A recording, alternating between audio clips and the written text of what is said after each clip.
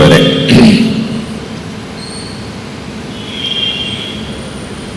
മാർസിൻ്റെ 200-ാം ജന്മവാർഷികം ഇന്നാണ്. ലോകമെമ്പാടും ഇന്ന് മാർസിനെ ഓർക്കുന്നുണ്ട്. ജർമ്മനിയിൽ അദ്ദേഹത്തിൻ്റെ ജന്മദേശത്ത് മാർസിൻ്റെ സ്മരണാർത്ഥം ഇന്ന് വലിയൊരു ശില്പം അനാവരണം ചെയ്യുന്നുണ്ട്. ചൈന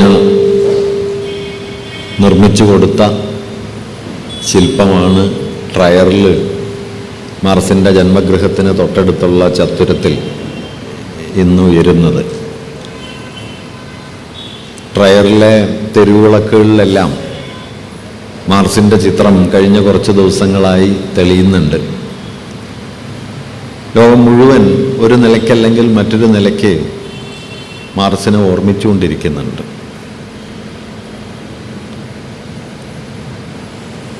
200 കൊല്ലം മുമ്പ് ജനിക്കുകയും 135 കൊല്ലം മുമ്പ് അന്തരിക്കുകയും ചെയ്ത ഒരാളാണ് മാർസ്.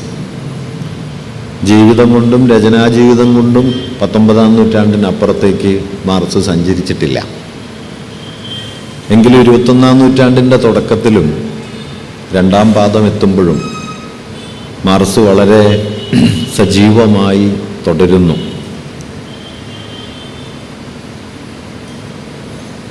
ഇന്നെനിക്ക് കിട്ടിയ ഒരു മെസ്സേജ് മാർസിൻ്റെ ഒരു ചിത്രത്തിന് താഴെ സ്റ്റിൽ യങ് അറ്റ് 200 എന്നാണ്. 200-ാം വയസ്സിലും നല്ല യൗവനം. ഈ യൗവനപ്രാപ്തി മാർസ് നിലനിർത്തുന്നത് കഴിഞ്ഞ ദിവസങ്ങളിലൊക്കെ ഇവിടെ പരാമർശിച്ചതുപോലെ മാർസ് എല്ലാറ്റിൻ്റെയും ഉത്തരം മുൻകൂറായി പറഞ്ഞതുകൊണ്ടല്ല, മറിച്ച് ഒരുപാട് ചോദ്യങ്ങൾക്കുള്ള വഴികൾ അദ്ദേഹം നിരന്തരമായി നമുക്ക് മുൻപിൽ അവശേഷിപ്പിച്ചിട്ടുണ്ട് എന്നതുകൊണ്ടാണ്. ഈ ചോദ്യങ്ങളിലേക്കുള്ള വഴികൾ അദ്ദേഹം തുറന്നിടുന്നുണ്ട്, ഉത്തരങ്ങളുടെ ചില സൂചനകൾ നൽകുന്നുണ്ട്, സംവാദങ്ങളുടെ ഒരു വലിയ മണ്ഡലം അതിനു ചുറ്റി വികസിച്ചു വന്നിട്ടുണ്ട്. വാസ്തവത്തിൽ മാർക്സ് എന്ന് പറയുന്നത് ഇപ്പോൾ ഒരാളുടെ പേരല്ല, മറിച്ച് അതിവിപുലമായ ഒരു വ്യവഹാരത്തിൻ്റെ പേരാണ് മാർക്സ് എന്നത്.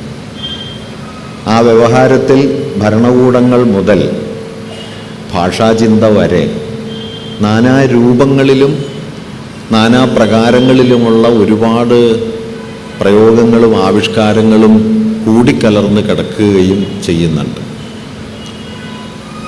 മാർക്സ് മൗലികമായി സവിശേഷതയുള്ള ഒരു ചിന്തകനായിരിക്കുന്നത് എല്ലാ വലിയ ചിന്തകന്മാരെ പോലെയും അദ്ദേഹം സ്വയം ഒരു സ്ഥാനത്ത് കെട്ടിത്തളഞ്ഞു കിടക്കാൻ തന്നെ അനുവദിച്ചില്ല എന്നതിലാണ്. പറഞ്ഞു തന്നെ പറഞ്ഞുകൊണ്ടിരുന്ന ഒരാളായിരുന്നില്ല മാർക്സ്. 1841 മാർസിൻ്റെ ആദ്യത്തെ പ്രബന്ധം അദ്ദേഹം എഴുതുന്നത്, അദ്ദേഹത്തിൻ്റെ ഡോക്ടറൽ പ്രബന്ധം. അത് എപ്പിക്യൂറിയൻ ഫിലോസഫിയിലെയും ഡെമോക്രറ്റസിൻ്റെയും പ്രകൃതി ദർശനങ്ങൾ തമ്മിലുള്ള വ്യത്യാസത്തെക്കുറിച്ചാണ് ആ പ്രബന്ധം. 1840കളുടെ തുടക്കം മുതൽ ഏതാണ്ട് ഒരു പതിറ്റാണ്ടിനടുത്ത് മാർസിൻ്റെ ആലോചനകളുടെ കേന്ദ്രം തത്വചിന്തയുടേതാണ്. 40കളുടെ പകുതിയിൽ ഞാൻ കഴിഞ്ഞൊരു ദിവസം സൂചിപ്പിച്ചതുപോലെ എംഗൽസിൻ്റെ ക്രിട്ടിക് ഓഫ് പൊളിറ്റിക്കൽ എക്കോണമി എന്ന ദീർഘപ്രബന്ധം വായിച്ചത് വഴിയാണ് മാർസ് സമ്പദ്ശാസ്ത്ര പഠനം എന്നത് ഗൗരവപ്പെട്ട ഒരു പ്രശ്നമാണ് എന്ന് സ്വയം മനസ്സിലാക്കുന്നതും അതിലേക്ക് തിരിയാൻ ശ്രമിക്കുന്നതും. 40കളുടെ അവസാനമാകുമ്പോഴേക്കും മാർസ് സമ്പദ്ശാസ്ത്രത്തെയും പൊളിറ്റിക്കൽ എക്കോണമി എന്ന് നാം വിളിച്ചു പോരുന്ന വിഷയത്തെയും വളരെ സൂക്ഷ്മമായി പിന്തുടരാൻ ശ്രമിക്കുന്നു. തത്വചിന്താപരമായ ആദ്യഘട്ടത്തിലെ ഊന്നലുകളിൽ നിന്ന് അന്നത്തെ ലോകവ്യവസ്ഥയെ നിയന്ത്രിച്ചുകൊണ്ടിരിക്കുന്ന സമ്പദ്ഘടനയെക്കുറിച്ചുള്ള പഠനത്തിലേക്ക് അദ്ദേഹം വഴിതിരിയുകയും തത്വശാസ്ത്രപരമായ ഊന്നലുകളെ സമ്പദ്ശാസ്ത്രപരമായ വിശകലനങ്ങളുമായി കൂട്ടിയിണക്കിക്കൊണ്ട് വിഷയങ്ങൾക്ക് കുറുകെ സഞ്ചരിക്കുന്ന ഒരു വിശകലന രീതി അദ്ദേഹം വികസിപ്പിച്ചെടുക്കുകയും ചെയ്തു. 50കളും 60കളും 67 മാർക്സ് മൂലധനത്തിൻ്റെ 1-ാം വോള്യം പ്രസിദ്ധീകരിക്കുന്നത്. ഈ 50കളിലും 60കളിലും ഒരു ഭാഗത്ത് തൊഴിലാളി വർഗ പ്രസ്ഥാനത്തിൻ്റെ കമ്മ്യൂണിസ്റ്റ് ഇൻ്റർനാഷണൽ എന്ന് പിൽക്കാലത്ത് വിശേഷിപ്പിക്കപ്പെട്ട വർക്കിംഗ് മെൻസ് അസോസിയേഷൻ, അതിൻ്റെ നാനാതരം പ്രവർത്തനങ്ങളിലൊക്കെ അദ്ദേഹം പങ്കാളിയാകുന്നുണ്ട്. അതിൻ്റെ ഭരണഘടന എഴുതി തയ്യാറാക്കുന്നുണ്ട്, സമ്മേളനങ്ങളിൽ പങ്കെടുക്കുന്നുണ്ട്, തർക്കങ്ങളിൽ ഇടപെടുന്നുണ്ട്. അങ്ങനെ ദൈനംദിന പ്രയോഗങ്ങളുടെ രാഷ്ട്രീയ സമരത്തിൻ്റെ വഴിയിലൂടെ മാർക്സ് 50കളിലും 60കളിലും ഒക്കെ സഞ്ചരിക്കുന്നുണ്ട്. അതേ സമയത്ത് തന്നെ അദ്ദേഹം തത്വവിചാരത്തിൻ്റെ ആശയാവലികളെ പൊളിറ്റിക്കൽ എക്കോണമിയുമായി കൂട്ടിയിണക്കി അതിബൃഹത്തായ ഗ്രന്ഥങ്ങളുടെ സാമ്പത്തിക പഠനങ്ങളുടെ ഒരു മേഖലയിലേക്ക് കടക്കുകയും ചെയ്തു. 67 മൂലധനത്തിൻ്റെ 1-ാം വോള്യം പുറത്തു വരികയും തുടർന്ന് 70കൾ മുതൽ മരണം വരെയുള്ള ഒരു 10-12 വർഷക്കാലം അദ്ദേഹത്തിൻ്റെ ശ്രദ്ധ മറ്റൊരു വിഷയമേഖലയിലേക്ക് കൂടുതൽ വരികയും ചെയ്യുന്നുണ്ട്. അത് യൂറോപ്പിന് പുറത്തുള്ള ഏഷ്യയുടെയും റഷ്യയുടെയും അയർലൻഡിൻ്റെയും വടക്കേ അമേരിക്കയുടെയും ഒക്കെ ചരിത്രവും സമരവും ജീവിതാനുഭവങ്ങളും ഒക്കെയാണ്. ഈ ഘട്ടത്തിലാണ് ഇന്ന് നാം 3-ാം ലോകം എന്നൊക്കെ വിളിക്കുന്ന, അല്ലെങ്കിൽ നോൺ യൂറോപ്യൻ സമൂഹങ്ങളെന്ന് വിളിച്ചു പോരുന്ന മേഖലകളെ മാർക്സ് സൂക്ഷ്മമായി പഠിക്കാൻ തുടങ്ങുകയും അവിടുത്തെ കാർഷിക ബന്ധങ്ങളെക്കുറിച്ച്, സമൂഹഘടനയെക്കുറിച്ച്, കമ്മ്യൂണൽ ജീവിതത്തെക്കുറിച്ച്, കൂട്ടായ ജീവിതത്തിൻ്റെ റഷ്യൻ കർഷക കമ്മ്യൂണുകളെക്കുറിച്ച് ഒക്കെ ആഴത്തിൽ ആലോചിക്കുകയും തൻ്റെ തന്നെ നിരീക്ഷണങ്ങളെ പരിഷ്കരിക്കുന്നതിന് അവയെ ഉപയോഗിക്കുകയും ചെയ്യുന്നത്. ചിലരൊക്കെ ചെയ്യുന്നത് പോലെ ആദ്യകാല മാർക്സ്, മധ്യകാല മാർക്സ്, അന്ത്യകാല മാർക്സ് എന്ന് മാർക്സിനെ വകതിരിക്കുന്നതിൽ വാസ്തവത്തിൽ വലിയ അർത്ഥമുണ്ടെന്ന് ഞാൻ കരുതുന്നില്ല. അത് അക്കാദമികമായ ചില ശ്രമങ്ങളെന്നല്ലാതെ മാർക്സിനെ മനസ്സിലാക്കാൻ വേണ്ടത്ര പര്യാപ്തമാണെന്ന് ഞാൻ കരുതുന്നില്ല.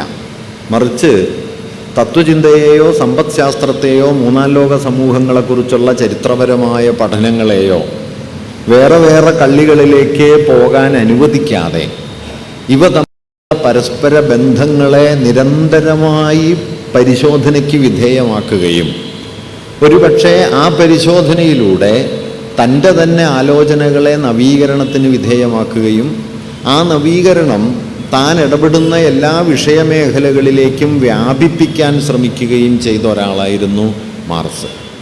മാർക്സ് എന്തുകൊണ്ടാണ് വിജ്ഞാന മേഖലയിൽ ഇത്ര പ്രധാനിയായത്? അദ്ദേഹം വിജ്ഞാന മേഖലയ്ക്ക് പുതിയ വിവരങ്ങൾ നൽകിയതുകൊണ്ടല്ല, മറിച്ച് വിജ്ഞാന മേഖലകളുടെ അടിസ്ഥാനങ്ങളെ തന്നെ അദ്ദേഹം വളരെ കൂടുതൽ അസ്ഥിരപ്പെടുത്തി എന്നതുകൊണ്ടാണ്.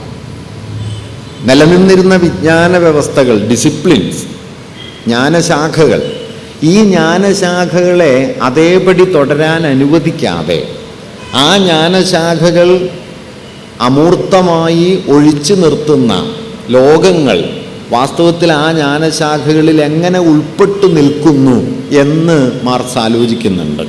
തത്വചിന്തയിൽ എങ്ങനെയാണ് രാഷ്ട്രമീമാംസ കൂടിക്കലരുന്നത്? രാഷ്ട്രമീമാംസയിൽ എങ്ങനെയാണ് ചരിത്രവും തത്വചിന്തയും കൂടിക്കലർന്നിരിക്കുന്നത്? ഇങ്ങനെ വിഷയാതിർത്തികൾക്ക് കുറുകെ നീങ്ങുന്ന ഒരു വിശകലന സമ്പ്രദായത്തെ ഉയർത്തിക്കൊണ്ടുവന്ന് ഒരുപക്ഷെ 19-20 നൂറ്റാണ്ടുകളിൽ വളരെ പ്രാബല്യമുണ്ടായിരുന്ന വിഷയ നിർവചനത്തിൻ്റെ അടിത്തറയെ തന്നെ മാർക്സ് അലോസരപ്പെടുത്തിക്കൊണ്ടിരുന്നു എന്ന് വേണമെങ്കിൽ നമുക്ക് പറയാൻ പറ്റും. ഇങ്ങനെ നിലനിൽക്കുന്ന ജ്ഞാനവ്യവസ്ഥയുടെ തന്നെ വിമർശനമാവുകയും ഈ ജ്ഞാനവ്യവസ്ഥകൾ മറച്ചുവെക്കുന്നത് എന്തൊക്കെയാണ് എന്ന് ആലോചിക്കുകയും കൂടി ചെയ്തതുകൊണ്ടാണ് ഒരുപക്ഷെ ആധുനിക ജ്ഞാനവ്യവസ്ഥകൾക്ക് ധാരാളം ഒലച്ചിൽ തട്ടുന്നൊരു ഘട്ടത്തിൽ നമുക്ക് മാർക്സിനെ വീണ്ടും വീണ്ടും ഓർക്കേണ്ടി വരുന്നത്. അല്ലാതെ ആധുനിക ജ്ഞാനവ്യവസ്ഥകളിലേക്ക് തൻ്റേതായിട്ട് കുറച്ചുകൂടി സംഭാവന നൽകുകയല്ല മാർക്സ് ചെയ്തത്. ആ ജ്ഞാനശാഖകളെയും അതിൻ്റെ ക്രമീകരണങ്ങളെയും ജ്ഞാനനിർമ്മാണ രീതിയെയും ഒക്കെ തന്നെ മാർക്സ് ചോദ്യം ചെയ്യുകയോ തിരുത്തുകയോ അടിയോടെ ഒലയ്ക്കുകയോ ഒക്കെ ചെയ്യുന്നുണ്ട്. ഈ അടിയൊലയ്ക്കലാണ് മാർക്സിൻ്റെ പേരിൽ ഉയർന്നു വന്ന വലിയ ഭരണകൂടങ്ങൾ കൊഴിഞ്ഞു വീണിട്ടും മാർക്സിസ്റ്റ് പ്രസ്ഥാനങ്ങളെന്ന് വിളിക്കപ്പെടുന്നവ ലോകത്ത് പല ഭാഗത്തും നിശ്ചേതനമായിട്ടും മാർക്സ് അലയടിച്ചു കൊണ്ടിരിക്കുന്നതിന് പിന്നിലുള്ള ഒരു പ്രേരണ. അത് കേവലമായ ഒരു വൈജ്ഞാനിക താല്പര്യമായി കെട്ടടങ്ങാതിരിക്കാനും തൻ്റെ വൈജ്ഞാനിക ശ്രമങ്ങൾക്കൊക്കെ രാഷ്ട്രീയവുമായ പ്രയോഗരൂപങ്ങൾ നൽകേണ്ടതുണ്ട് എന്ന് നിരന്തരം പറഞ്ഞുകൊണ്ടിരിക്കാനും ആ പ്രയോഗരൂപങ്ങളെ പലതരത്തിൽ താനായി തന്നെ ആവിഷ്കരിക്കാനും മാർക്സ് തൻ്റെ ജീവിതകാലത്ത് ശ്രമിക്കുകയും ചെയ്തിരുന്നു. ഇങ്ങനെ ആധുനികത ജന്മം നൽകിയ ഒരു മഹാചിന്തകനായിരിക്കെ തന്നെ ആധുനികതയുടെ അതിർത്തികളെ ഭേദിച്ചു പോകാനും മാർക്സിന് കഴിഞ്ഞു. അദ്ദേഹം സാർവദേശീയത എന്ന ആശയത്തെ ഉയർത്തിപ്പിടിച്ചു, സ്വാതന്ത്ര്യം എന്ന ആശയത്തെ ഉയർത്തിപ്പിടിച്ചു, പുരോഗതി എന്ന സങ്കല്പത്തെ ഉയർത്തിപ്പിടിച്ചു. ഇതെല്ലാം അന്ന് അവതരിപ്പിച്ചുകൊണ്ടിരുന്ന ബൂർഷ്വാസിയെ നിശിതമായി വിമർശിക്കുകയും ചെയ്തു. ഇത് വളരെ പ്രധാനപ്പെട്ട കാര്യമാണ്. കാരണം ബൂർഷ്വാസി സ്വാതന്ത്ര്യമെന്നും പുരോഗതിയെന്നും സാർവദേശീയതയെന്നും പറഞ്ഞുകൊണ്ടിരിക്കെ തന്നെയാണ് മാർക്സ് ഈ ആശയങ്ങളെ ഉയർത്തിപ്പിടിച്ച് ബൂർഷ്വാസിയെ വിമർശിച്ചത്. കാരണം ബൂർഷ്വാസി, മാർക്സിൻ്റെ പ്രസിദ്ധമായ മാനിഫെസ്റ്റോയിലൊരു വാക്യം നമ്മൾ ഓർക്കേണ്ടതാണ്. ബൂർഷ്വാസി സ്വന്തം മാതൃകയിൽ ലോകത്തെ നിർമ്മിക്കാൻ നമ്മെ പരിശീലിപ്പിക്കുന്നു.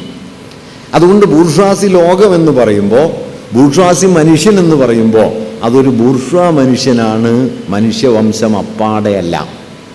ബൂർഷ്വാസി മാനവികത എന്ന് പറയുന്ന സമയത്ത് അത് മനുഷ്യവംശത്തെ മുഴുവൻ പരിഗണിച്ചിട്ടല്ല, തങ്ങളെ മാത്രം പരിഗണിച്ചിട്ടാണ്. ഇങ്ങനെ താൻ തന്നെ നിലയുറപ്പിച്ചിരിക്കുന്ന ചരിത്ര സന്ദർഭത്തെ വിമർശനാത്മകമായി നോക്കിക്കണ്ട് ബൂർഷ്വാസി സാർവദേശീയത എന്ന് പറയുമെങ്കിലും ബൂർഷ്വാ സാർവദേശീയത കൊളോണിയലിസത്തിന് അപ്പുറം പോകില്ല എന്ന് മാർക്സ് തിരിച്ചറിഞ്ഞിരുന്നു. ബൂർഷ്വാസി മനുഷ്യൻ എന്ന് പറയുമെങ്കിലും അത് ബൂർഷ്വാ മാനവവാദത്തിനപ്പുറം തൊഴിലാളികളെ, അടിമകളെ പരിഗണിക്കുന്ന ഒന്നായിരിക്കില്ല എന്ന് മാർക്സ് തിരിച്ചറിഞ്ഞിരുന്നു. ഇങ്ങനെ തൻ്റെ കാലത്തെ നിർവചിച്ച അടിസ്ഥാന തത്വങ്ങളെ തന്നെ അകമേ തിരുത്തിക്കൊണ്ടാണ് വാസ്തവത്തിൽ മാർക്സ് തൻ്റെ വിചാര രീതി വികസിപ്പിച്ചെടുത്തത്. അതുകൊണ്ട് തൻ്റെ കാലത്തിൻ്റെ ചിന്തകനല്ല, തൻ്റെ കാലത്തിൻ്റെ വിമർശനമാണ് മാർക്സിൻ്റെ ചിന്തയിൽ ഉള്ളത് എന്ന് നാം മനസ്സിലാക്കേണ്ടതുണ്ട്. പലപ്പോഴും മാർക്സിനെ ജ്ഞാനോദയത്തിൻ്റെയും ആധുനികതയുടെയും വിജ്ഞാന പരിസരത്തിനുള്ളിൽ തളയ്ക്കാനും മാർക്സ് കാലഹരണപ്പെട്ട ഒരാളാണ് എന്ന് വാദിക്കാനും മാർക്സിസ്റ്റ് വിരുദ്ധരായ ചിന്തകന്മാരും സൈദ്ധാന്തികരും ധാരാളമായി ശ്രമിച്ചിട്ടുണ്ട്. അതിൽ അവരുടെ സ്വാതന്ത്ര്യം നിശ്ചയമായിട്ടും അവർക്കുണ്ട്. പക്ഷെ ഞാൻ പറയാൻ ശ്രമിക്കുന്ന ഒരു കാര്യം, മാർക്സ് ഇന്ന് നമ്മെ പ്രചോദിപ്പിക്കുന്നത് തൻ്റെ കാലത്ത് ആ കാലം ജന്മം നൽകിയ ആശയാവലികൾക്കും വീക്ഷണങ്ങൾക്കും ഉള്ളിൽ നിലയുറപ്പിച്ചുകൊണ്ട് തൻ്റെ കാലത്തെ വിശദീകരിച്ച ആളല്ല, ആ കാലത്തെ വിമർശനാത്മകമായി മറികടന്ന ഒരാളാണ് മാർക്സ് എന്നതാണ്. ആ മറികടക്കലാണ് പ്രസ്ഥാന രൂപങ്ങൾ പിൻവാങ്ങിയാലും മാർക്സ് പിൻവാങ്ങാതിരിക്കുന്നതിന് ഒരു കാരണം എന്നത്. അല്ലെങ്കിൽ പ്രസ്ഥാനത്തോടൊപ്പം മാർക്സും മണ്ണടിഞ്ഞു പോകുമായിരുന്നു. മാർക്സ് മണ്ണടിയാത്തത് അദ്ദേഹം ഉയർത്തുന്ന ഓരോ ചോദ്യങ്ങളും നാം ലോകത്തെ കാണുന്ന രീതിയെ പുതുക്കി പണിതുകൊണ്ടിരുന്നു എന്നാണ്. ഇന്ന് നിങ്ങൾക്ക് മാർക്സിനെ കൂടാതെ ലോകത്തിലേക്ക് സഞ്ചരിക്കാൻ പറ്റില്ല. ഇപ്പോൾ വർഗമെന്നോ വർഗസമരമെന്നോ വർഗവൈരുദ്ധ്യങ്ങളെന്നോ ഒക്കെ ഉള്ളത് നമ്മുടെ ദൈനംദിന ജീവിത ഭാഷണത്തിൻ്റെ സ്വാഭാവിക ഘടകമായി കഴിഞ്ഞിരിക്കുന്നു. ഇത് മാർക്സ് രൂപം നൽകിയ ഒരാശയമാണെന്നോ മാർക്സ് രൂപം നൽകിയ സാമൂഹ്യ വിശകലനത്തിൻ്റെ ഒരാവിഷ്കാരമാണ് നാം നടത്തുന്നതെന്നോ ഒന്നും അറിയാതെ തന്നെ നമുക്ക് ഈ പദാവലികൾ ഉപയോഗിക്കാം എന്നിടത്തേക്ക് അത്രമേൽ നമ്മുടെ ജീവിത പരിസരത്തിൻ്റെ സമീപസ്ഥതയിലേക്ക് മാർക്സ് കടന്നു വന്നിരിക്കുന്നു എന്നതാണ് ഒരു യാഥാർത്ഥ്യം. അതുകൊണ്ടാണ് മാർക്സ് നമ്മോടൊപ്പമുള്ളത്, മാർക്സ് നമ്മോടൊപ്പം സഞ്ചരിക്കുകയും ചിന്തയുടെ ഒരു പുതിയ പ്രകാശം വിടർന്നു വരുമ്പോൾ ഇത് മാർക്സിലൂടെ കൂടി വന്നിട്ടുണ്ടല്ലോ എന്ന് പലരും ആലോചിക്കുകയും ചെയ്യുന്നത്. അദ്ദേഹം എല്ലാം പറഞ്ഞൊരാളല്ല, നിശ്ചയമായിട്ടും പറഞ്ഞത് മുഴുവൻ ശരിയുമല്ല. ധാരാളം തെറ്റുകൾ അദ്ദേഹത്തിൻ്റെ നിരീക്ഷണങ്ങളിൽ അദ്ദേഹം തന്നെ കണ്ടെത്തിയിട്ടുണ്ട്. അദ്ദേഹം തന്നെ അതിനെ മറികടന്ന് പോന്നിട്ടുമുണ്ട്. ഞാനതിനെക്കുറിച്ച് ഇന്നലെ ചിലതെല്ലാം പറഞ്ഞു. ഈ സവിശേഷമായൊരു വിശകലന ശേഷി മാർക്സിനെ അദ്ദേഹം ഇടപെട്ടിട്ടില്ലാത്ത വിഷയമേഖലകളിലേക്ക് പിന്നെ പിന്നെ കൂട്ടിക്കൊണ്ടുപോയി. മാർക്സിൻ്റെ ചിന്താപാരമ്പര്യം മാർക്സിനെ ഇപ്പോൾ ശാസ്ത്രദർശനത്തിൻ്റെ, സാങ്കേതിക വിദ്യയുടെ ചരിത്രത്തെ, ഭാഷാദർശനത്തെ, ദൈവവിജ്ഞാനത്തെ കുറിച്ചുള്ള ആലോചനകളിലേക്കൊക്കെ മാർക്സിൻ്റെ ആശയാവലികൾ പതിയെ പതിയെ കടന്നു വന്നു. മാർക്സ് ഇതിനെക്കുറിച്ച് നേരിട്ട് ആലോചിച്ച ഒരാളല്ല. സാങ്കേതിക വിദ്യയുടെ ചരിത്രം മാർക്സ് നേരിട്ട് അധികമൊന്നും ചർച്ച ചെയ്തിട്ടില്ല. ദൈവശാസ്ത്രം മാർക്സ് നേരിട്ട് ചർച്ച ചെയ്തിട്ടില്ല.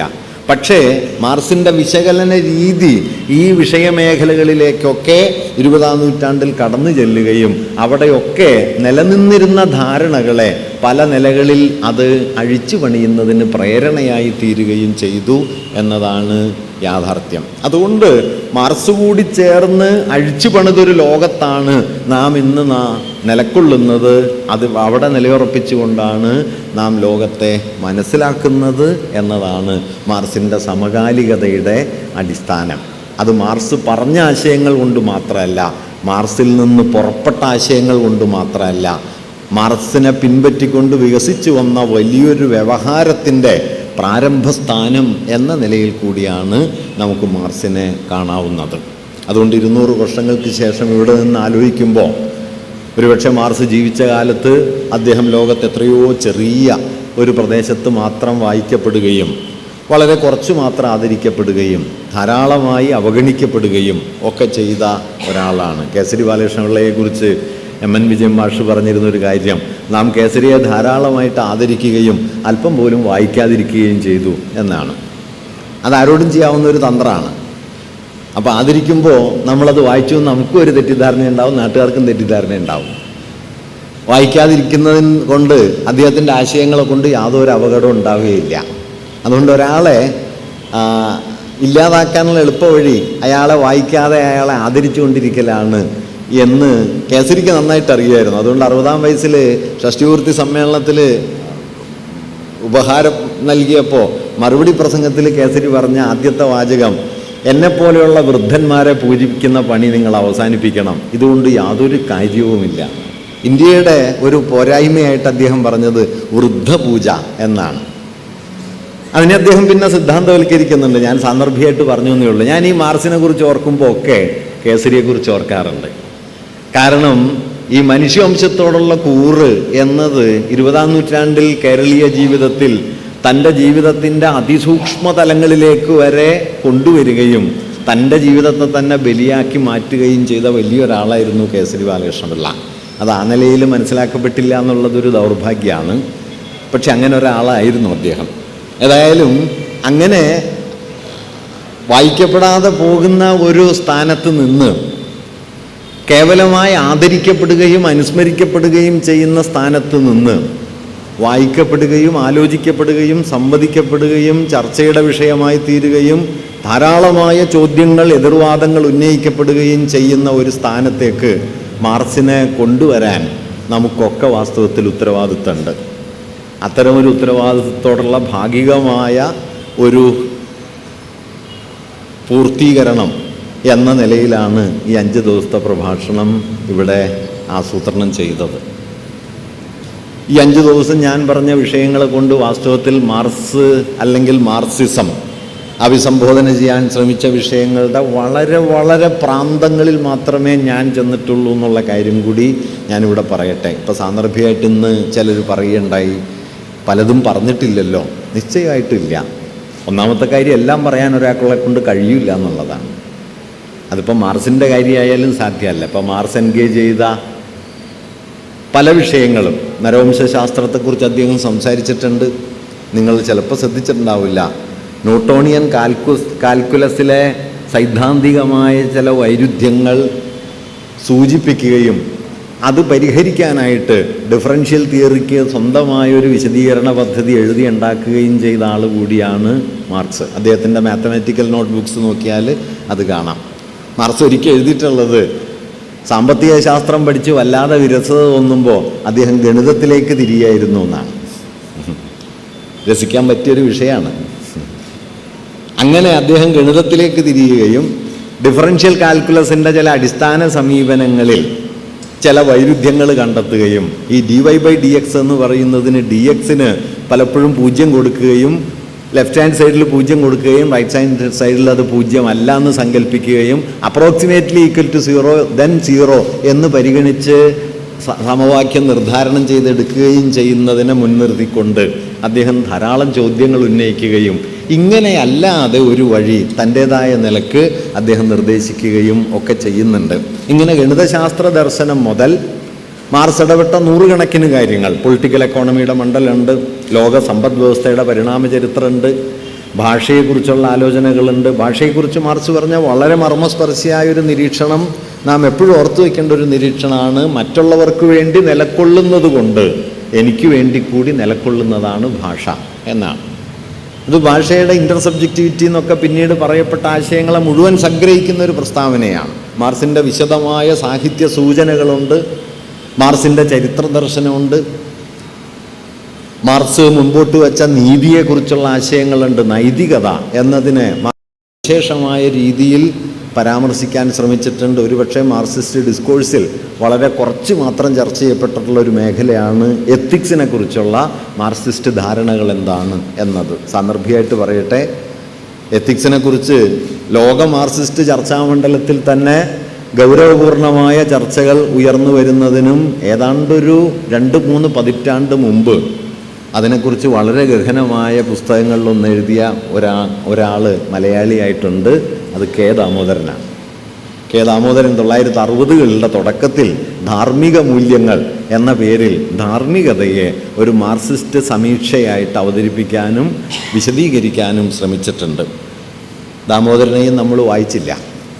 അതുകൊണ്ട് ഇങ്ങനൊരു പുസ്തകം ദാമോദരൻ എഴുതിയിട്ടുണ്ട് എന്ന് തന്നെ പൊതുവെ നമ്മുടെ ഓർമ്മയിൽ ഇല്ല. ഞാൻ പറഞ്ഞത് ഇങ്ങനെ എത്രയോ വിഷയമേഖലകൾ ഇനിയും ബാക്കിയുണ്ട്. മാർക്സിസ്റ്റ് പ്രസ്ഥാനങ്ങളുടെ ചരിത്രങ്ങൾ ലാറ്റിൻ അമേരിക്കയിലെ, ആഫ്രിക്കയിലെ, ഇന്ത്യയിലെ, റഷ്യയിലെ, ചൈനയിലെ ഒക്കെ മാർക്സിസ്റ്റ് പ്രസ്ഥാനങ്ങളുടെ, സ്ത്രീ പ്രസ്ഥാനങ്ങളുടെ, പാരിസ്ഥിതിക പ്രസ്ഥാനങ്ങളുടെ, ഗറില്ല സമരങ്ങളുടെ, അങ്ങനെ അനന്ത മേഖലകളിലേക്ക് പടർന്നു കിടക്കുന്നതാണ് മാർക്സിസത്തിൻ്റെ ജീവിത ചരിത്രം, ആശയമായിട്ടും പ്രസ്ഥാനമായിട്ടും. അപ്പോൾ അത് മുഴുവൻ ഞാനിവിടെ പരിശോധിക്കാനായിട്ട് ശ്രമിച്ചിട്ടില്ല. ഞാനതിൻ്റെ ചില മേഖലകളെ, തിരഞ്ഞെടുത്ത മേഖലകളെ, അതിൽ പ്രധാനമെന്ന്, പരമപ്രധാനമെന്ന് ഞാൻ കരുതുന്ന ചില മേഖലകളെ, നമ്മുടെ കാലത്തോട് ഏറ്റവും കൂടുതൽ സവിശേഷമായ വിനിമയം ആവശ്യപ്പെടുന്നു എന്ന് വളരെ പ്രാഥമികമായി തോന്നിയ ചില പ്രമേയങ്ങളെ, വർഗസിദ്ധാന്തം, പരിസ്ഥിതി, സ്ത്രീവാദം, ജാതിബന്ധങ്ങൾ തുടങ്ങിയവയെക്കുറിച്ചുള്ള ആലോചനകളാണ് കഴിഞ്ഞ ദിവസം അവതരിപ്പിച്ചത്. ഇന്നൊരു ഉപസംഹാരം എന്ന നിലയ്ക്ക് സംസ്കാരം എന്ന പ്രമേയത്തെക്കുറിച്ചുള്ള മാർക്സിസത്തിൻ്റെ സമീക്ഷകളെ ഒന്ന് ഓടിച്ചു പറയാനാണ് ഞാൻ ശ്രമിക്കുന്നത്. ഓടിച്ചു പറയാൻ എന്നതുകൊണ്ട് ഇന്നിത് അവസാനിക്കുന്ന ദിവസമായതുകൊണ്ട് ഇതിനെ സംഗ്രഹിക്കുന്ന ചില അവതരണങ്ങൾ കൂടി ഇതിന് പിന്നാലെ ഇവിടെ സംവിധാനം ചെയ്തിട്ടുണ്ട് എന്നതുകൊണ്ട് ഇന്നലത്തേതുപോലെ ദീർഘമായി ഇതെപ്പോഴാണ് അവസാനിക്കുക എന്ന് നിങ്ങൾ ഉത്കണ്ഠപ്പെടുന്ന ഒരു പ്രഭാഷണം ഇന്ന് നടത്താതിരിക്കാൻ പരമാവധി ശ്രദ്ധിക്കണം എന്നാണ് കരുതുന്നത്. മാർക്സിൻ്റെ കൗതുകമുള്ള ഒരു പ്രസ്താവനയിൽ നിന്ന് തുടങ്ങാവുന്നതാണ്. അദ്ദേഹം ഉൽപ്പാദനത്തെക്കുറിച്ച് പറയുന്നൊരു കാര്യം, production not only creates an object for the subject. ഉൽപ്പാദനം not only creates an object for the subject. ഒരു വിഷയിക്ക്, ഒരു കർത്താവിന് ഒരു വിഷയം, ഒരു വസ്തു ഉണ്ടാക്കി കൊടുക്കുക മാത്രമല്ല ഉൽപ്പാദനം ചെയ്യുന്നത്, but also a subject for the object. പുതുതായുണ്ടായ വിഷയവസ്തുവിന്, വസ്തുക്കൾക്ക് പാകമായ ഒരു കർത്താവിനെയും അതുണ്ടാക്കുന്നു. ഇത് വളരെ പ്രധാനപ്പെട്ട ഒരു ഒബ്സർവേഷനാണ്. നിങ്ങളൊന്ന് സൃഷ്ടിക്കുന്ന സമയത്ത് നിങ്ങൾക്കാവശ്യമുള്ള വസ്തുവിനെ നിങ്ങൾ സൃഷ്ടിക്കുക മാത്രമല്ല ചെയ്യുന്നത്, സൃഷ്ടിക്കപ്പെട്ട വസ്തു അതിനുപയുക്തമായ നിങ്ങളെയും സൃഷ്ടിക്കും. Production not only creates an object for the subject.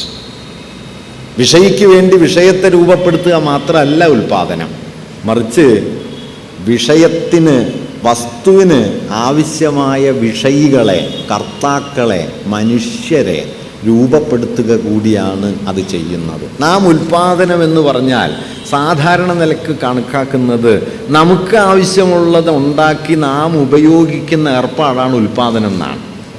നമുക്കാവശ്യമുള്ള യന്ത്രങ്ങൾ, നമുക്കാവശ്യമുള്ള വസ്ത്രങ്ങൾ, നമുക്കാവശ്യമുള്ള ഉപഭോഗ സാമഗ്രികൾ ഇതൊക്കെ ഉണ്ടാക്കി ഉപയോഗിച്ച് സന്തോഷമായിട്ട് ജീവിക്കുന്നതാണ് ഉൽപ്പാദനം എന്നാണ് നാം പൊതുവെ കരുതുന്നത്. മാർക്സ് പറഞ്ഞത് അത് ഉൽപ്പാദനത്തിൻ്റെ ഒരു ഭാഗം മാത്രമാണ്, അതിനൊരു മറുപുറുണ്ട്. ആ മറുപുറം എന്താന്ന് വെച്ചാൽ ഈ ഉൽപ്പാദിപ്പിച്ച വസ്തുക്കളെല്ലാം കൂടി ചേർന്ന് നിങ്ങളെ വേറെ ഉണ്ടാക്കും എന്നതാണ്. നിങ്ങളെ വേറെ ഉണ്ടാക്കും. അതുകൊണ്ട് നിങ്ങൾ ഉൽപ്പന്നങ്ങൾ ഉണ്ടാക്കുമ്പോൾ ഉൽപ്പന്നങ്ങളെല്ലാം കൂടി ചേർന്ന് നിങ്ങളെ വേറെ ഉണ്ടാക്കും. ഉൽപ്പന്നങ്ങളെല്ലാം കൂടി ചേർന്ന് നിങ്ങളെ വേറെ ഉണ്ടാക്കും എന്നതാണ് ഉൽപ്പാദനത്തിൻ്റെ വളരെ മർമ്മസ്പർശിയായ മറുപുറം. കാരണം നിങ്ങളുടെ ഇച്ഛയ്ക്കനുസരിച്ച് നിങ്ങൾ ഉൽപ്പാദനം നടത്തും. ആ ഉൽപ്പാദന പ്രക്രിയ നിങ്ങൾക്കാവശ്യമുള്ള വസ്തുക്കളെ സൃഷ്ടിക്കും. അവയുടെ കൈകാര്യകർത്താക്കളായി നിങ്ങൾ നിലകൊള്ളും. അങ്ങനെ നിങ്ങൾക്ക് കീഴ്പ്പെട്ട് നിൽക്കുന്ന ഒരു ഉൽപ്പന്നങ്ങളുടെ മണ്ഡലം നിങ്ങൾ രൂപപ്പെടുത്തും എന്ന് മനുഷ്യർ തെറ്റിദ്ധരിക്കുമെങ്കിലും അങ്ങനെ മനുഷ്യർ സൃഷ്ടിച്ച ഉൽപ്പന്നങ്ങളുടെ മണ്ഡലം മനുഷ്യനെ തിരിച്ച് പൊളിച്ചു പണിയുകയും ചെയ്യും. But also a subject for the object. അതുകൊണ്ട് മുതലാളിത്തം എന്നത് ഒരു ഉൽപ്പാദന വ്യവസ്ഥ മാത്രമല്ല, ആ ഉൽപ്പാദന വ്യവസ്ഥയുടെ ഉൽപ്പന്നങ്ങളുടെ വ്യൂഹം മനുഷ്യനെ പുതുതായി സൃഷ്ടിക്കുകയും അതിന് പാകമായൊരു മനുഷ്യനെ സൃഷ്ടിക്കുകയും ചെയ്യുന്നുണ്ട്. മുതലാളിത്തം അതിന് പാകമായൊരു സബ്ജക്റ്റിനെ സൃഷ്ടിക്കുന്നുണ്ട്. ആ സബ്ജക്റ്റിനെ സൃഷ്ടിക്കുന്ന പണി കൂടിയാണ് ഉൽപ്പാദനം. ഒബ്ജക്റ്റിനെ സൃഷ്ടിക്കുന്ന പണി മാത്രമല്ല. നമ്മൾ ഈ ഒബ്ജക്റ്റിനെ സൃഷ്ടിക്കുന്നതാണ് പലപ്പോഴും ശ്രദ്ധിച്ചിട്ടുള്ളത്. തിരിച്ചുള്ള പണി കാണില്ല. തിരിച്ചുള്ള പണി കൂടി കാണാൻ തുടങ്ങുമ്പോഴാണ് സംസ്കാരം എന്ന് പറയുന്നത് മാർക്സിസ്റ്റ് വിശകലനത്തിൻ്റെ ഒരു കേന്ദ്ര പ്രശ്നമായി മാറുന്നത്. കാരണം ഈ തിരിച്ച് മനുഷ്യനെ രൂപപ്പെടുത്തുന്ന പ്രക്രിയയിലാണ് സംസ്കാരത്തിൻ്റെ മണ്ഡലം കൂടിക്കലർന്നു കിടക്കുന്നത് എന്ന് പറയാം. നിർഭാഗ്യവശാൽ നമ്മുടെ സോവിയറ്റ് മാർക്സിസത്തിൻ്റെയും മുഖ്യധാര മാർക്സിസ്റ്റ് വിശകലനങ്ങളുടെയും വഴിയിൽ സംസ്കാരത്തെക്കുറിച്ചുള്ള ആലോചനകൾക്ക് കാര്യമായ ഒരു ഇടം കിട്ടിയിട്ടില്ല. അന്നുമില്ല, ഇപ്പോഴുമില്ല. ഞാൻ ചിലപ്പോഴൊക്കെ പറയാറുള്ളത്, ഈ മാർക്സിസ്റ്റ് വിജ്ഞാന മേഖല ആകെ എടുത്താൽ അതിലെ പാട്ടക്കുടിയന്മാരാണ് ഈ സാംസ്കാരിക വിമർശകർ എന്നാണ്. മുതലാളിമാർ വേറെയാണ്. പണ്ട് കേസരി ബാലകൃഷ്ണപിള്ള കേരളത്തെക്കുറിച്ച് പറയുമ്പോൾ പറയുന്നുണ്ട്, കേരളീയ കലാമണ്ഡലത്തിലെ മുതലാളിമാർ സാഹിത്യകാരന്മാരും ചിത്രകാരന്മാരും ശില്പികളും ഒക്കെ തൊഴിലാളികളുമാണ് എന്നതാണ്. അതുപോലെ മാർക്സിസ്റ്റ് വിജ്ഞാന മണ്ഡലത്തിലെ മുതലാളിമാർ സാമൂഹ്യ സാമ്പത്തിക രാഷ്ട്രീയ വിശകലന വിദഗ്ധന്മാരും ഈ സംസ്കാരത്തെക്കുറിച്ചോ കലയെക്കുറിച്ചോ ഒക്കെ പറയുന്ന ഒരു പാട്ടക്കുടിയന്മാരുമാണ്. ഇപ്പോഴും അതിന് കാര്യമായൊരു മാറ്റം നമ്മുടെ വിചാര പരിസരത്ത് വന്നിട്ടില്ല. കാരണം സംസ്കാരം ഒരു അനുബന്ധ പരിപാടിയാണ് എന്ന സോവിയറ്റ് മാർക്സിസം വഴി വികസിച്ചു വന്ന അസംബന്ധ ധാരണയ്ക്ക് ഇന്നും കാര്യമായ ഒലച്ചിലൊന്നും നമ്മുടെ പൊതുബോധത്തിൽ ഉണ്ടായിട്ടില്ല. അതുകൊണ്ട് ഇയാൾ ഈ സെമിനാറൊക്കെ നടക്കുമ്പോൾ വിളിക്കാൻ കൊള്ളാം, ഇയാൾ വന്ന് നന്നായിട്ട് സംസാരിക്കുക, ആളുകൾക്കൊക്കെ ഇഷ്ടമാവും, അതുകൊണ്ട് പറഞ്ഞിട്ട് പോയിക്കോട്ടെ എന്നതാണ് പൊതുവേ ഉള്ള ഒരു സമീപന രീതി. ഞാനതൊരു വ്യക്തിപരമായ കുറ്റമായി പറയല്ല, നാം മാർക്സിസത്തെ മനസ്സിലാക്കിയതിലെ പ്രധാനപ്പെട്ട ഒരു പ്രശ്നമാണ്. അതുകൊണ്ട് മാർക്സിസത്തിൻ്റെ ചരിത്രത്തിലെ ഒരു സന്നിഗ്ധ സ്ഥാനമാണ് വാസ്തവത്തിൽ സംസ്കാരം എന്ന് പറയുന്നത്. സംസ്കാരത്തെ എങ്ങനെ കാണണം എന്ന ചോദ്യം ഒരുപക്ഷെ സംസ്കാര വിചാരം എന്ന് വിളിക്കുന്നതിനെ ഭൗതികവൽക്കരിക്കാൻ ചരിത്രത്തിൽ ഏറ്റവും കൂടുതൽ ശ്രമം നടത്തിയതും ആ ഭൗതികവൽക്കരണ പ്രക്രിയയെ ഏറ്റവും സൂക്ഷ്മമായി വികസിപ്പിച്ചെടുത്തതും മാർക്സിസ്റ്റാണ്, മറ്റാരുമല്ല. 20-ാം നൂറ്റാണ്ടിൻ്റെ രണ്ടാം പകുതിയിൽ മാർക്സിസ്റ്റ് പാരമ്പര്യത്തിൽ നിന്നാണ് സംസ്കാര വിശകലനത്തിൻ്റെ ഏറ്റവും ഗംഭീരമായൊരു താവഴി വികസിച്ചു വന്നത്. കൾച്ചറൽ സ്റ്റഡീസ് എന്ന് വിളിക്കുന്ന സാംസ്കാരിക പഠനങ്ങൾ എന്ന് പറയുന്ന ഒരു വിശകലന ശാഖ അങ്ങനെയാണ് ഉണ്ടായത്. Raymond Williams, E.P. Thompson, Richard Hoggart, അല്ലെങ്കിൽ സ്റ്റുവർട്ട് ഹാള്, ഇങ്ങനെ ധാരാളം പേർ. അതിൻ്റെ ലോകവ്യാപകമായ സഞ്ചാരം 1970-കൾ മുതൽ ഏതാണ്ട് ഒരു 3-4 പതിറ്റാണ്ട് കാലം ലോകമെമ്പാടും സംസ്കാരത്തെക്കുറിച്ചുള്ള ആലോചനകളെ, വിചാരഗതികളെ ഇത് വൻതോതിൽ മാറ്റിമറിച്ചതാണ് സംസ്കാര പഠനം. അതിൻ്റെ പ്രഭവം മാർക്സിസമാണ്. റെയ്മണ്ട് വില്യംസൊക്കെ സ്വയം ഒരു മാർക്സിസ്റ്റായി സ്ഥാനപ്പെടുത്തിയ ആൾ തന്നെയാണ്. E.P. തോംസൺ ആയാലും സ്റ്റുവർട്ട് ഹാൾ ആയാലും ഒക്കെ. പക്ഷേ സ്റ്റുവർട്ട് ഹാളിനെ സംബന്ധിച്ചൊരു വ്യത്യാസമുണ്ട്. അദ്ദേഹം മാർക്സിസത്തോട് താനൊരു സംവാദാത്മക അകലം സൂക്ഷിക്കുന്നു എന്നേ പറഞ്ഞിട്ടുള്ളൂ. മറിച്ച് ഹൊഗാർത്തിനെയും റെയ്മണ്ട് വില്യംസിനെയും തോംസണെയും ഒക്കെ പോലുള്ള ആളുകൾ പ്രഖ്യാപിതമായ നിലയിൽ തന്നെ മാർക്സിസ്റ്റുകളാണ്. അങ്ങനെ 20-ാം നൂറ്റാണ്ടിൻ്റെ മാർക്സിസ്റ്റ് ചിന്താ പദ്ധതിയിലെ ഏറ്റവും പ്രസിദ്ധമായ പ്രധാനപ്പെട്ട ഇടപെടലാണ് സംസ്കാരത്തിൻ്റെ മണ്ഡലത്തിൽ മാർക്സിസം നടത്തിയത് എങ്കിലും മാർക്സിസത്തെ മുൻനിർത്തി സംസ്കാരത്തെക്കുറിച്ച് പറയുന്നതോ സാംസ്കാരികമായ സമീക്ഷകളെ മാർക്സിസവുമായി ബന്ധിപ്പിക്കുന്നതോ അത്രമേൽ നല്ലതല്ല എന്ന ഒരു തോന്നൽ ഇപ്പോഴും നിലനിൽക്കുന്നുണ്ട്. കൾച്ചറൽ മാർക്സിസം എന്ന സവിശേഷമായ ഒരു പദപ്രയോഗം തന്നെ അതിനെ മുൻനിർത്തി ഉണ്ടായി വന്നിട്ടും ഉണ്ട്. അത് മാർക്സിസ്റ്റ് വ്യവഹാരത്തിൻ്റെ കേന്ദ്രത്തിലേക്ക് സംസ്കാരത്തെ കൊണ്ടുവരുന്ന ഒരേർപ്പാടാണ്. അത് ഒരു സമീപന രീതിയാണ് എന്ന നിലയിലും ഈ വാക്കുപയോഗിക്കാറുണ്ട്. ഒരു പരിഹാസ ശകാരപദമായിട്ടും ചിലപ്പോഴൊക്കെ ഇത് ഉപയോഗിക്കാറുണ്ട്. അത് പൊളിറ്റിക്കൽ എക്കോണമിയിൽ നിന്ന് മാർക്സിസത്തിൻ്റെ ശ്രദ്ധയെ വഴിതിരിച്ചു വിടുന്ന ഒരു ബൂർഷ്വാ വ്യതിയാനമാണ് സാംസ്കാരിക മാർക്സിസം എന്ന നിലയിലും വിമർശനങ്ങൾ ഉന്നയിക്കപ്പെട്ടിട്ടുണ്ട്, ഇപ്പോഴും ഉന്നയിക്കപ്പെട്ടുകൊണ്ടിരിക്കുകയും ചെയ്യുന്നുണ്ട്. ഇതിൻ്റെ ഭാഗമായിട്ട് സംഭവിച്ചത് സംസ്കാരത്തെ മുൻനിർത്തിയുള്ള അന്വേഷണങ്ങൾ മിക്കവാറും ഔദ്യോഗിക മാർക്സിസ്റ്റ് പ്രസ്ഥാനങ്ങൾക്ക്, വീക്ഷണങ്ങൾക്ക് പുറത്ത്, അത് അക്കാഡമിക്കുകളുടെ, സർവകലാശാല അന്വേഷണങ്ങളുടെ, സെമിനാറുകളുടെയൊക്കെ ഒരു വിഷയമായി തീരുകയും മാർക്സിസ്റ്റ് പ്രസ്ഥാനങ്ങളുടെ പണി രാഷ്ട്രീയ സംഘാടനം, പൊളിറ്റിക്കൽ എക്കോണമിയെ മുൻനിർത്തിയുള്ള സമരങ്ങൾ, അങ്ങനെയുള്ള കാര്യങ്ങളാണ് എന്ന് കരുതുകയും സാംസ്കാരിക മാർക്സിസത്തിൻ്റെ ഒരു അക്കാദമിക ധാര, രാഷ്ട്രീയ സാമ്പത്തിക അന്വേഷണങ്ങളുടെ ഒരു ഔപചാരിക ധാര എന്നിങ്ങനെ ഒരു വഴിപിരിയൽ ഏറിയും കുറഞ്ഞും നമ്മുടെ മാർക്സിസ്റ്റ് പ്രസ്ഥാനങ്ങൾക്കുള്ളിൽ വന്നുപെടുകയും ചെയ്തിട്ടുണ്ട്. വളരെ ദൗർഭാഗ്യകരമായൊരു വിഭജനമായിട്ട് അത് മാർക്സിസത്തിൽ കടന്നു കയറി. ഇപ്പോൾ തീർത്തുമില്ല, അതേ വഴി തന്നെയാണെന്ന് കരുതുന്നില്ല. പഴയതുപോലെ ആ വിഭജനം അത്ര ശക്തമല്ല. പക്ഷേ എങ്കിലും ആ വിഭജനത്തിൻ്റെ സ്വാധീനം ഇല്ലാതായി എന്ന് പറയുകയും വയ്യ. ഇതിന് അക്കാഡമിക് മാർക്സിസത്തിനും ഒരു പങ്കുണ്ട് കേട്ടോ. കാരണം അക്കാഡമിക് മാർക്സിസം വലിയൊരളവോളം ദൈനംദിന രാഷ്ട്രീയ സമരങ്ങളെയും സംഘടനകളെയും അതിലേർപ്പെടുന്ന മനുഷ്യരെയും പ്രസ്ഥാനങ്ങളെയും ഒക്കെ നിന്ദാപൂർണവും പരിഹാസപൂർണവുമായ ഒരകലത്തിൽ നിർത്താനാണ് പൊതുവെ ശ്രമിച്ചത്.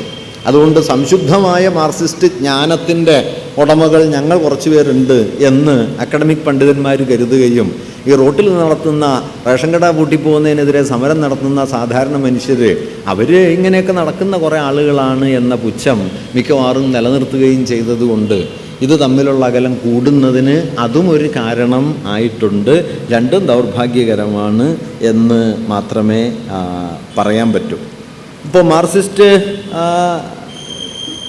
മാർക്സിസത്തെ അതിൻ്റെ എന്താ പറയുക, മാർക്സിസത്തെ അതിൻ്റെ രാഷ്ട്രീയ രൂപങ്ങളിൽ നിന്നൊക്കെ മോചിപ്പിക്കണം എന്ന് ഇത്തരത്തിലുള്ള മാർക്സിസത്തിൻ്റെ ക്രിട്ടിക്കൽ ലെഗസി കൈയാളുന്നവർ എന്ന് സ്വയം കരുതുന്നവർ തന്നെ പറയുന്നുണ്ട്. ഇപ്പോൾ 20-ാം നൂറ്റാണ്ടിൻ്റെ അവസാന ഘട്ടത്തിലാണ്, സോവിയറ്റ് പതനത്തിനൊക്കെ ശേഷമാണ് ദെറിദ സ്പെക്ടേഴ്സ് ഓഫ് മാർക്സ് എന്ന ഗ്രന്ഥം എഴുതുന്നത്, മാർക്സിൻ്റെ ഭൂതങ്ങൾ. ആ ഗ്രന്ഥത്തിൻ്റെ ആ സന്ദർഭത്തിൽ ഒരിടത്ത് അദ്ദേഹം പറയുന്നൊരു വാക്യം, we should tempted to distinguish this spirit of Marxist critic which seems to be more indispensable than ever today, at once from Marxism as ontology, philosophical or metaphysical system, as dialectical materialism, from Marxism as historical materialism or method, and from Marxism in the apparatus of party, state or workers international. തൊഴിലാളി പ്രസ്ഥാനങ്ങൾ, ഭരണകൂടങ്ങൾ, സംഘടനകൾ, ചരിത്രപരമായ ഭൗതികവാദം, വൈരുദ്ധ്യാത്മക വിശകലന രീതി, അല്ലെങ്കിൽ ഭവശാസ്ത്രം, ദർശനം, ഇങ്ങനെയെല്ലാമുള്ള സമീക്ഷകളിൽ നിന്ന് മാർക്സിസത്തിൻ്റെ വിമർശന മൂല്യത്തെ നാം മോചിപ്പിക്കേണ്ടതുണ്ട് എന്നാണ് ദെറിദ അതിൽ സൂചിപ്പിക്കുന്ന ഒരു വാക്യം. വാസ്തവത്തിൽ പ്രസ്ഥാനങ്ങളിൽ നിന്നും, പ്രയോഗചരിത്രത്തിൽ നിന്നും, ചരിത്രപരമായ ഭൗതികവാദത്തിൽ നിന്നും, വൈരുദ്ധ്യാത്മക വിശകലനത്തിൽ നിന്നുമൊക്കെ വിമോചിതമായ ഈ വിമർശനാത്മക മൂല്യം എന്ന് പറയുന്നത് മിക്കവാറും ധ്യാനാത്മകമായ ഒരു ഗണം മാത്രമാണ്, ചിന്തയിലെ ഒരു ഗണം മാത്രമാണ്. അങ്ങനെ ചിന്തയിലെ ഒരു ഗണമായി മാർക്സിസത്തെ മാറ്റിയെടുക്കാനുള്ള വലിയ ശ്രമങ്ങൾ ഒരു ഭാഗത്ത് നടക്കുന്നുണ്ട് എന്നതുകൊണ്ടുകൂടിയാണ് ഒരർത്ഥത്തിൽ സാംസ്കാരിക മാർക്സിസവും പ്രയോഗ മാർക്സിസവും എന്ന വിഭജനം കൂടുതൽ ശക്തിപ്പെട്ടത് എന്ന കാര്യം കൂടി സാന്ദർഭികമായിട്ട് ഞാൻ പറയുന്നു. പക്ഷേ ഇങ്ങനെയൊക്കെ നിൽക്കുന്നു എങ്കിൽ തന്നെയും സംസ്കാരത്തെ ഭൗതിക ബന്ധങ്ങളില്ലാത്ത ആശയാവലികളുടെ ലോകമോ ഉപരിഘടനാപരമായ ഉപപ്രതിഭാസമോ ഒക്കെയായി കാണുന്നതിനോ, സാംസ്കാരിക മാർക്സിസത്തെ പരിഹാസപൂർണ്ണം നോക്കിക്കാണുന്നതിനോ മാർക്സിസവുമായി കാര്യമായ ബന്ധമൊന്നും ഇല്ല. അതാണ് ഞാൻ ആദ്യം വായിച്ച ഉദ്ധരണിയിലുള്ളത്. ഉൽപാദനം വിഷയികൾക്കാവശ്യമായ വിഷയങ്ങളെ നിർമ്മിക്കുക മാത്രമല്ല, വിഷയങ്ങൾക്ക് ഉപയുക്തമായ വിഷയികളെയും നിർമ്മിക്കും. മനുഷ്യർക്കാവശ്യമായ വസ്തുക്കളെ നിർമ്മിക്കുന്നതിൽ ഉൽപ്പാദനം അവസാനിക്കുന്നില്ല, വസ്തുക്കൾക്കിണങ്ങുന്ന മനുഷ്യരെയും അതുണ്ടാക്കും. അതുകൊണ്ട് വസ്തുക്കൾക്കിണങ്ങുന്ന മനുഷ്യരെ രൂപപ്പെടുത്തുന്ന പണി കൂടിയാണ്. നിങ്ങൾക്കാവശ്യമുള്ള വസ്തുക്കളെ ഉണ്ടാക്കലല്ല, ആ വസ്തുക്കൾക്കിണങ്ങുന്ന നിങ്ങളായി തീരലിൽ കൂടിയാണ് വാസ്തവത്തിൽ ഉൽപ്പാദനത്തിനുള്ളത് എന്ന വൈരുദ്ധ്യാത്മക ഘടനയെ മനസ്സിലാക്കിയാൽ സംസ്കാരം എന്ന് പറയുന്നത് വളരെ പ്രധാനപ്പെട്ട ഒരു പ്രശ്നമാണ് എന്ന് കാണാൻ കഴിയും. എങ്ങനെയാണ് മാർക്സും മാർക്സിസവും സംസ്കാരത്തെ സമീപിച്ചത് എന്നതിനെക്കുറിച്ച് ചില ആശയങ്ങൾ പറഞ്ഞുകൊണ്ട് ഈ വിഷയത്തിലേക്ക് കടക്കാം. അതിനു മുമ്പ് സംസ്കാരത്തെക്കുറിച്ചുള്ള ഏതേത് ധാരണകളോടാണ് മാർക്സിസം എൻഗേജ് ചെയ്യാൻ ശ്രമിച്ചത്? 19-ാം നൂറ്റാണ്ട്, ഇപ്പം ഞാൻ സാന്ദർഭികമായിട്ട് ഇവിടെ ഒരു കാര്യം കൂടി പറയട്ടെ. ഈ സംസ്കാരം എന്ന് പറയുന്നത് വിശേഷപ്പെട്ട ഒരു പരിഗണനാ വിഷയമായതും ചർച്ചാ വിഷയമായതും ഒക്കെ വളരെ സമീപകാലത്താണ് കേട്ടോ.